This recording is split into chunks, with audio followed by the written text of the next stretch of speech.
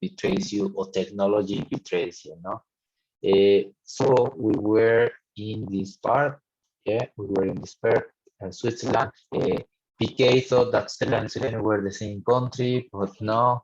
Border guards painted portraits of border guards of Pakistani border so that they would let him pass. Train ticket, German girl held the sent train tickets to Vienna. The gallery owner, Vienna, gave him tickets to Copenhagen and Gothenburg. In 60 months, the time they were apart. 60 months. Imagine 60 months traveling around Asia. I think I wouldn't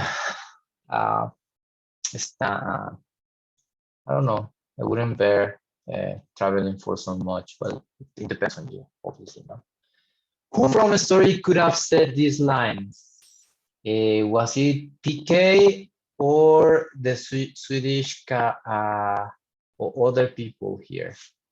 So I won't give up. I'll find a way. Obviously, it was the man. PK, no? Pratt, Judah, Kumar, Manham, yeah. We can't remember when our eyes met. Who possibly said that?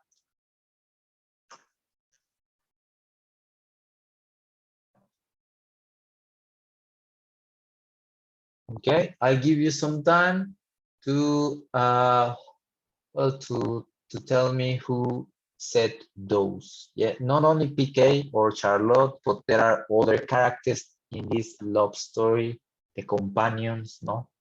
Probably. So I will give you 2-3 minutes.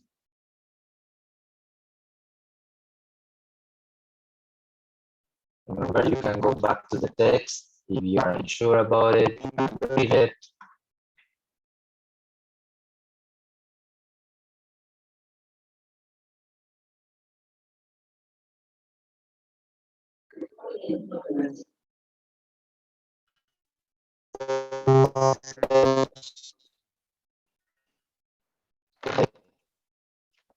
PK or Lota, or go with the first one. The past for PK suffered because he was about he had my business. Number 5, PK when he was choosing the bike. Yeah. Number 6, the German girl after the car accident, no, because she said it's a good likeness. I'm going to hide. You are a talented artist. The gallery, one of the Pakistani border, said that the gallery owner. Number 8, Lota to PK when he finally arrived to see them. No? PK and Lota's kids about their journey, no? Because it says here they are soulmates. They are soulmates. We love that about them. No? So that's it. Teacher, it's possible to come back at the first answers, please. This one, exercise 4. Thank you. Yes, no worries. Okay.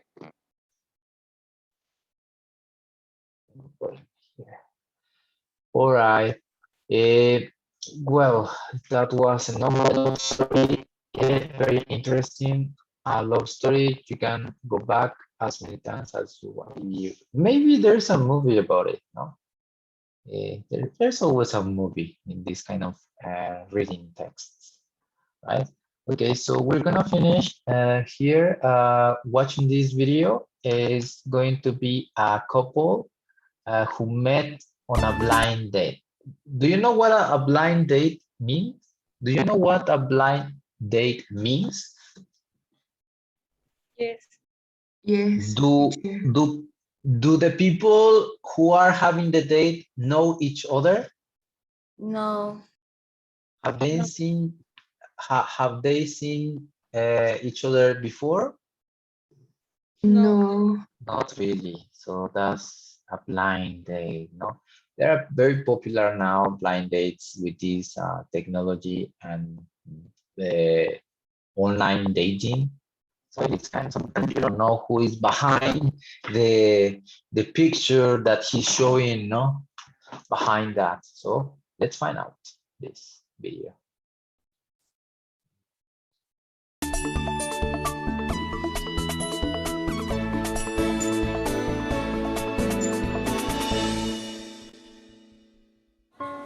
Where might you first meet the love of your life? At school? At work? On holiday? Or just while you're waiting for a train one day? Ask any couple and they will be able to tell you the story of how they met and decided to spend the rest of their lives together. We met at a wedding in France, a mutual friend's wedding. In Cannes, to be precise. It was a lovely wedding, yeah. She was a bridesmaid and I was one of the guests, and we hit it off. So how did you end up together? We hit it off at the wedding. We were put at the same table. At the same we put at the same table. We got on very well. It was a 3-day wedding, so we got to know each other very well over those 3 days. She's from Boston in the States, so she went back there. I went back to London, where I'm from here. And we sort of had an online relationship, didn't we? And then Skype Yeah. for a couple of months. And then she came to London to do her MBA. And we spent about a year together in London, and now... Year and a half. And now we're in Boston living together. We met on Tinder, an online dating app. We're both sort of in a similar sort of mindset. We're both quite fresh out of long-term relationships. I think we both went in like not really looking for anything special, but then the more we started talking, the more just things progressed, and now we're like about 2 years in. But in an increasingly busy world, you sometimes struggle to meet new people. And occasionally, it takes something a little out of the ordinary to bring two people together. This is Olivia and James. They've recently got engaged and they're planning their wedding, which will take place in Scotland next year. Olivia and James's love story had quite an unconventional beginning. I put myself forward for a blind date in a magazine, in a national newspaper. And 9 months later, I got an email saying, "We found somebody, would you like to go out for dinner and meet this mystery person?" So that's how I met James, was turning up to a restaurant and seeing him for the first time. I also wrote into the magazine, and 2 days later they contacted me and said, "Actually, I know we said we wouldn't find anyone, but we have found someone. Would you be interested in going on a blind date?" To which I obviously said yes. And about a month later, we met at the restaurant.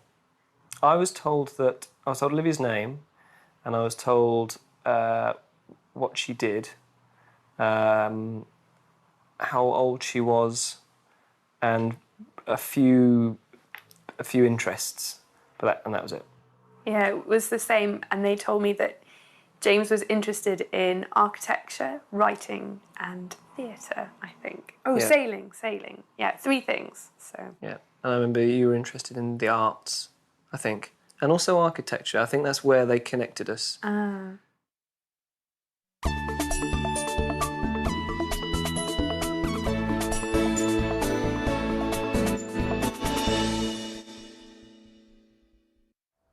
The very first time James and Olivia met was at a restaurant booked by the Guardian newspaper. Today, what do they remember about that dinner? Well, that evening was very memorable. We talked about all kinds of different things. We talked about sailing and how we'd done the same run a few weeks earlier before we'd met. There were lots of things, but the most remarkable thing was just how long we talked. It was sort of non-stop for about 4 hours until the restaurant closed. Even before they had written the feedback for the newspaper article, Olivia and James knew that they wanted to see each other again. After the date, I got a text from James the next day, which is perfect timing. And it was a really lovely text saying what a lovely evening he'd had, and it was very nice to meet me. So I immediately replied and said, "Brilliant, let's meet up next week." And so we arranged a time to meet up. So Olivia and James became a couple. And 2 years on, what is it that makes their relationship work? Oh, that's a good question. I think what makes our relationship work is, well, we've both got a good sense of humour, and I think James is hilarious. So I'm laughing a lot all the time. That is very important, humour, I think. Yeah. Not just general laughing, but being able to diffuse moments with humour is very important. And if you don't share a sense of humour, it's hard to do that. And the relationship works so well that they've decided to spend the rest of their lives together. We had known each other for just over 2 years when I Yeah. proposed. Yep. About 2 years and 2 months, I think. We were going to the theatre to see a play, and it's the National Theatre, which is quite a cool building. And I thought I could propose somewhere in the theatre. So we then arrived at the theatre. Olivia said, "Oh, I'm really looking forward to lunch. I'm very hungry." I had been promised lunch before the play, and then there was this change of plan, and I got really grumpy. I said, "Why don't we just go on a tour? Because we don't have time." It'll be brilliant. It'll be a great, they're really good. It'll be really short." He said, "No, it won't." I went, "Come on, it'll be brilliant." And so Olivia stood there with her arms crossed whilst I waited for the lady to arrive to take us. Yeah. She took us straight to the biggest stage at the National. There are 3 stages, and the biggest is the Olivier stage. We needed something to prompt us, and so she said, "Well, you have the audience of the Olivier here. Is there anything you'd like to say to the audience?" And Olivia laughed, and I said, "Well, actually, Olivia, come and sit with me on the chair, on the 2 chairs." And she said, "Oh no, what are you going to do now?" And I said, "I've actually been planning this all week." And she said, "Planning what?" And at that point, I sort of slid off my chair and onto my knee, and asked her to marry me. She sort of gasped and said, "Yes," and grabbed me, and a big hug. And the news of their engagement didn't just thrill family and friends. The girl who set us up, she was lovely. And she was lovely, as things worked out. We stayed in touch with her, and, we told her quite quickly when we got engaged, because she'd been doing that job for quite a number of years, and we were the first couple she'd set up to get married. So apparently when I sent the email or text or whatever it was, she stood up in the middle of their open plan office and put her hands above her head and said, We've got a blind date wedding!" Yeah, it meant a lot to her, I think. Yeah.